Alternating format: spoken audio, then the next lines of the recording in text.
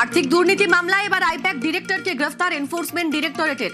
2 April বাড়িতে তল্লাশির পর দিল্লি থেকে ধৃত বিনেশ চান্ডিল। ভোট কুশলী সংস্থার সহ প্রতিষ্ঠাতার 10 দিনের ইডি হেফাজতের নির্দেশ বিচারকের।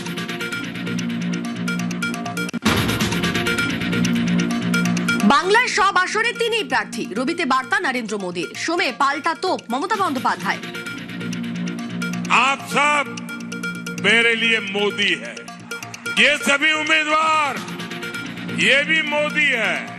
अब एक मौका मोदी को दीजिए। মোদিজি বলছেন উনি নাকি 294টা সিটের প্রার্থী। তাহলে আপনি প্রধানমন্ত্রীত্বটা ছেড়ে দিন, দিয়ে বলুন আমি বাংলার মুখ্যমন্ত্রী হব।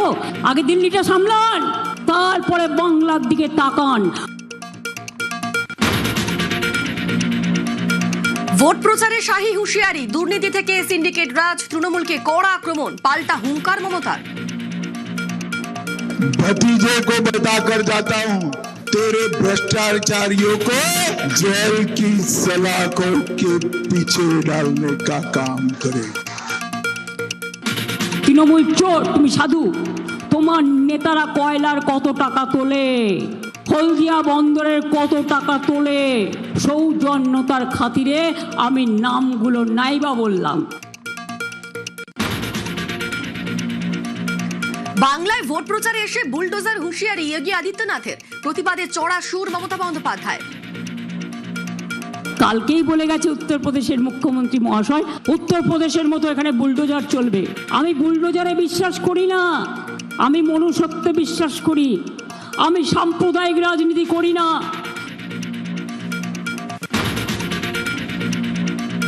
কি বলছে ভোটের হাওয়া, কোন কেন্দ্রে কি ফ্যাক্টর, চা বলয়ে ভোটের অঙ্ক, আদিবাসী মন কোন দিকে?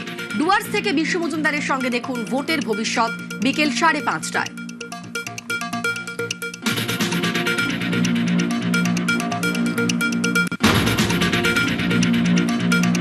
জঙ্গল আর পাহাড়ের অপার সৌন্দর্য, ভয়ঙ্কর আতঙ্কে ভিটে ছাড়া পুরো গ্রাম, সব বদলে এখন পর্যটকের ঢল।